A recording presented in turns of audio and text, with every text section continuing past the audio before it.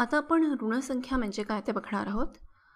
ऋणसंख्या काय हे बघण्याआधी आपण इथे जी आपल्यासमोर एक इमारत दिलेली आहे त्या इमारतीकडे बघूया.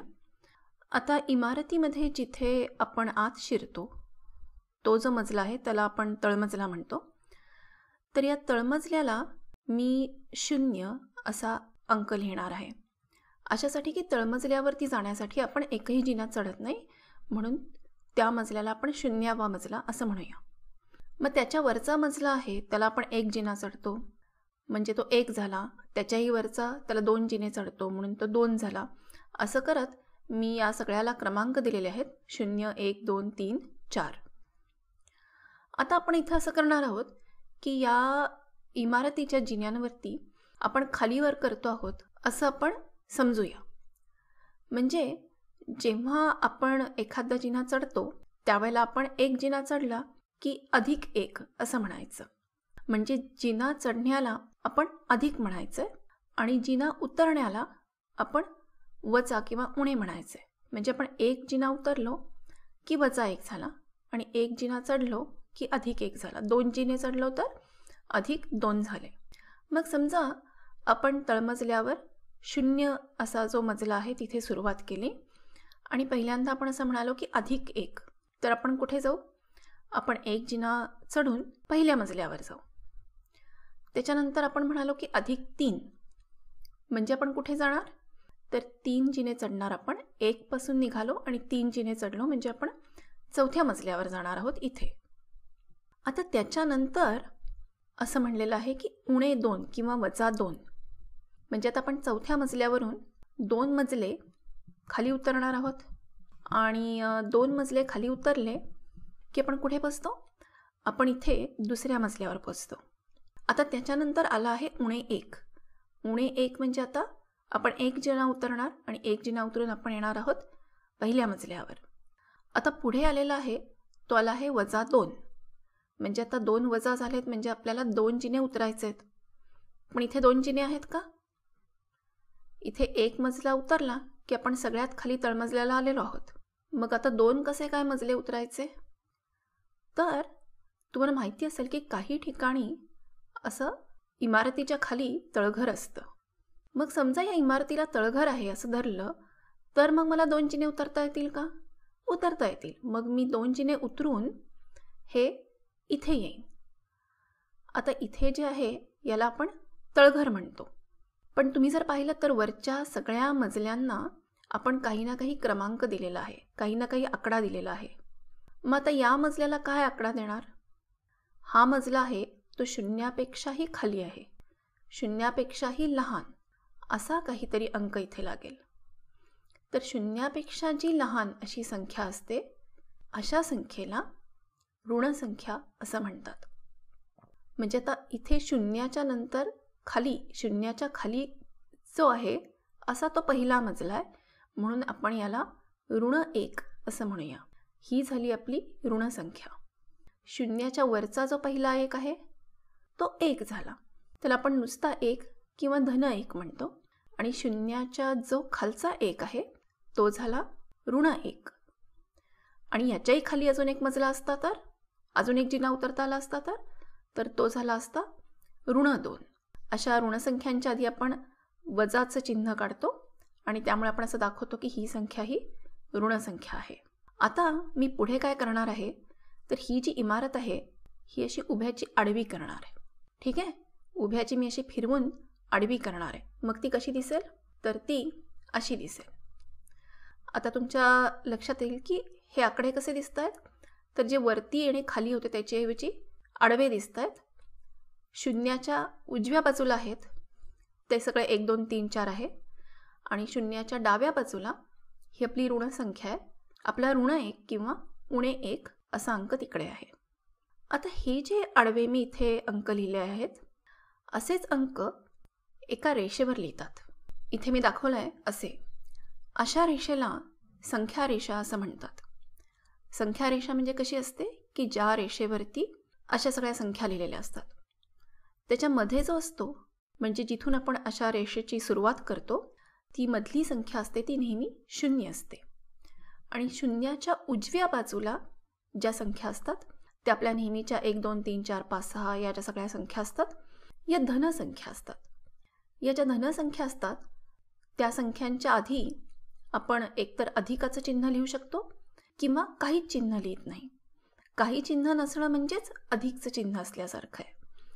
जेव्हा की तुम्हाला या नेहमीच्या संख्या माहिती आहेत, आपण म्हणतो की 3 4 5, आपण दरवेळेला +3 +5 असं म्हणत नाही, पण या सगळ्या धनसंख्याच आहेत.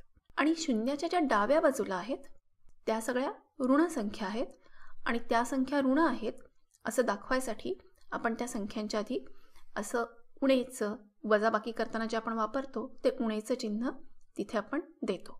ऋणचिन्ह आहे ते. शून्यमध्ये शून्याच्या उजव्या बाजूला धनसंख्या आहेत, शून्याच्या डाव्या बाजूला ऋणसंख्या आहेत. म्हणजेच तुम्हाला असं लक्षात येईल की या रेषेवर जसं जसं आपण उजवीकडे जाऊ तशी किंमत वाढत जाणार आहे आणि जसं जसं आपण डावीकडे जाऊ तशी किंमत कमी होणार आहे.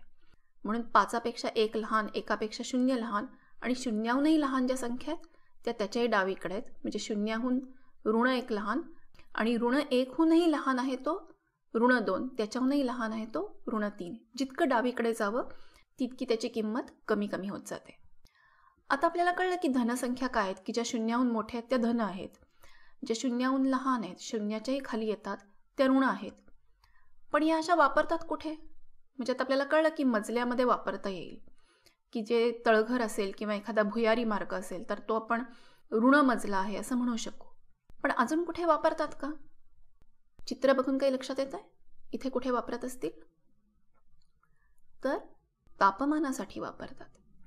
आपल्याला माहिती आहे की जिथे थंड प्रदेश असतो, जिथे बर्फाळ प्रदेश असतो, बर्फ पडलेला असतो, तिथे आपण असं म्हणतो की तापमान शून्याच्याही खाली आहे.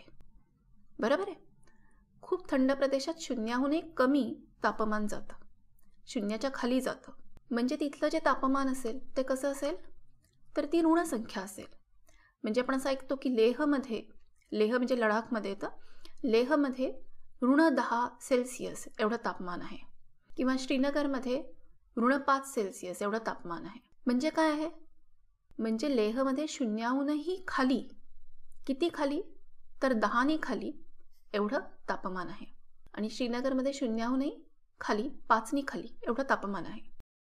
मग आपण मगाशी जी संख्या रेषा पाहिली त्याच्यावर हे तापमान कसं दाखवायचं काही बघता येईल का? तर बघूया. आपण असं करूया की आपण 4 शहरं घेऊ आणि या संख्या रेषेवरती, आता इथे या संख्या रेषेवर मी जास्त संख्या दाखवल्यात कारण आपल्याला मोठ्या संख्या पण बघता येतील. मगाशी आपण कमी दाखवल्या होत्या, काहीतरी 5-6 पर्यंतच दाखवल्या होत्या. आता इथे मी 4 शहरांचं तापमान लिहिलेलं आहे. लेहचं आहे, श्रीनगरचं आहे, पुण्याचं आणि चेन्नईचं आहे. -10, -5, 25 आणि 35. मी -25 आणि -35 असंही म्हणू शकते किंवा मी नुसतं नेहमीसारखं 25 आणि 35 म्हणू शकते. दोन्हीचा अर्थ एकच आहे. मग आता आपण लेहपासून सुरुवात करूया. लेह काय आहे? -10. तर इथे मी एलनी दाखवते आहे, लेहसाठी एल. श्रीनगर एसनी दाखवणार आहे, -5 इथे झाले. पुणे हे 25 पीनी दाखवलं आहे आणि चेन्नई सीनी दाखवते आहे, ते 35 आहे, म्हणजे ते असं दिसेल. मग आता लेह आणि श्रीनगर या दोन्हीच्या तापमानामध्ये काय फरक आहे? -10 आणि -5 याच्यामध्ये जर तुम्ही घरं मोजली तर तुमच्या लक्षात येईल की 5चा फरक आहे. लेहपेक्षा श्रीनगरचं तापमान 5 सेल्सिअसनी जास्त आहे किंवा श्रीनगरपेक्षा लेहचं तापमान 5नी कमी आहे. जसं आपण उजवीकडे जातो तसं ते जास्त होत असतं, जसं डावीकडे जातो तसं कमी होतं. आता श्रीनगर आणि पुण्यामध्ये बघूया, एस आणि पीच्या मध्ये. या दोन्हीमध्ये कितीचा फरक आहे? तर -5 ते 0 याच्यामधलं अंतर झालं 5 आणि 0 ते 25 याच्यामधलं अंतर झालं 25. म्हणजे 5 आणि 25 म्हणजे 30चं अंतर हे एस आणि पी श्रीनगर आणि पुण्यामध्ये आहे. पी हा जास्त उजवीकडे आहे, म्हणजे पीचं तापमान, पुण्याचं तापमान श्रीनगरच्या तापमानापेक्षा 30नी जास्त आहे. डावीकडे कमी आहे, उजवीकडे जास्त आहे. आणि पुणे आणि चेन्नईमधलं अंतर काय आहे? तर 25 आणि 35 10चं अंतर आहे. चेन्नईचं तापमान पुण्यापेक्षा 10नी मोठं आहे आणि पुण्याचं चेन्नईपेक्षा 10नी कमी आहे. आता हे तसं संख्यारेषेकडे पाहून केलं की एकदम सोपं जातं. काही काही वेळेला काय होतं की आपण लेह आणि श्रीनगर या दोन्हीचे जर अंक पाहिले तर -10 आणि -5 आपल्याला पटकन काय वाटतं? आपल्या पटकन मनात येतं की 10 हा 5पेक्षा मोठा आहे. म्हणजे -10 हा -5पेक्षा मोठा आहे, म्हणजे -10 म्हणजे जास्त तापमान आहे. तर तसं नाही आहे. जरी आपल्याला असं वाटलं 10 हा 5पेक्षा मोठा आहे, तरी तुम्ही जर संख्या रेषेकडे पाहिलं तर तुमच्या लक्षात येईल की -10 हा -5पेक्षा मोठा आहे. पण -10 हा -5पेक्षा कमी आहे. ऋण म्हणजे उणा आहे, म्हणजे 10 उणे आहेत. उणा म्हणजे काय? उणा म्हणजे एखादी गोष्ट कमी आहे, कमतरता आहे. आपण जसं उणीव म्हणतो, एखाद्या गोष्टीची उणीव आहे, म्हणजे एखाद्या गोष्टीची कमतरता आहे, तसं तर उणा आहे. म्हणजे -10 हा 0पेक्षा 10नी कमी आहे आणि -5 हा 0पेक्षा 5नीच कमी आहे. मग जो 10नी कमी आहे तो जास्त खाली आला, ते तापमान जास्त खाली झालं आणि त्यामुळे जो -5 आहे तो -10पेक्षा मोठा आहे, कारण तो कमी उणा आहे, म्हणजेच त्याची किंमत जास्त आहे.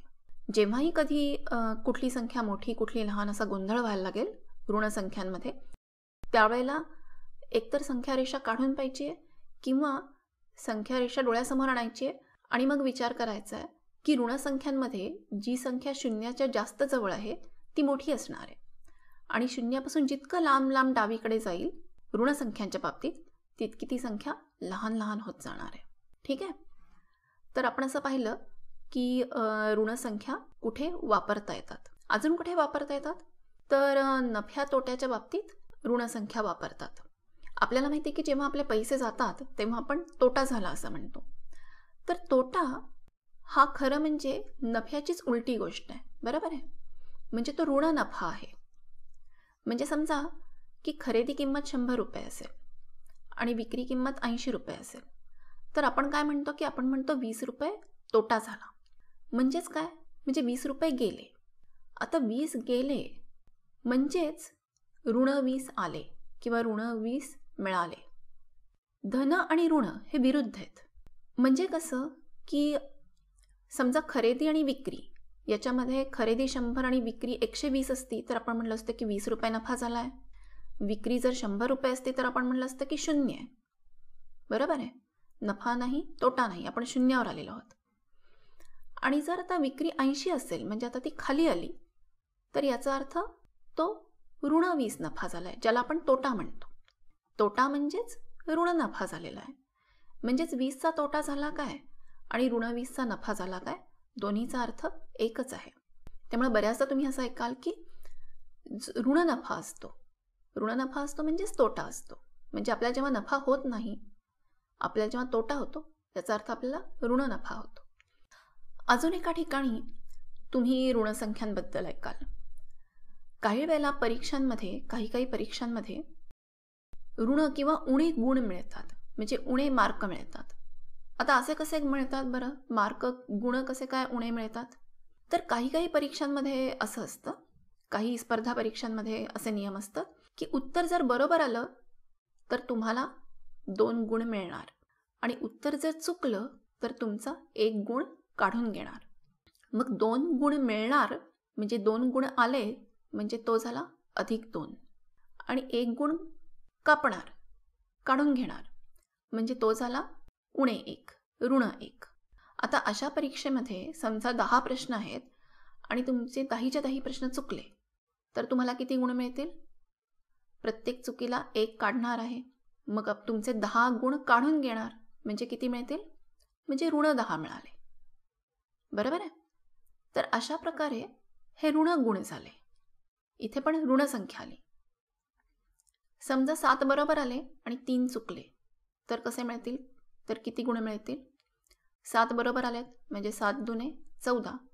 14 गुण हे मिळाले आणि 3 चुकले म्हणजे 3 गुण ऋण झाले, ऋण 3 झाले, म्हणजे 14 वजा 3, धन 14 आणि ऋण 3. 14 वजा 3 म्हणजे 11, म्हणजेच तुम्हाला 11 गुण मिळतील. तर पुढच्या वेळेला असं करायचं आहे की कुठलाही उदाहरण संग्रह सोडवला किंवा कुठलाही गृहपाठ केला, वर्गात काही गणितं सोडवली, तर त्याच्यासाठी गंमत म्हणून असा नियम लावून पाहायचा की बरोबर उत्तराला 2 गुण किंवा 5 गुण आणि चुकीच्या उत्तराला काहीतरी ऋण गुण असं द्यायचं. म्हणजे ऋण 2, ऋण 3 आणि आपल्याला किती गुण मिळाले हे काढून पाहिजे. त्याच्यामुळे काय होईल की धनसंख्या आणि ऋणसंख्या अशा सगळ्या संख्या वापरण्याचा सराव होईल. आणि जर आपल्याला नुसतं असं तोंडी येत नसेल तर संख्या रेषा काढायची आणि त्याच्यावरती करून पाहिजे, गंमत म्हणून करून पाहिजे.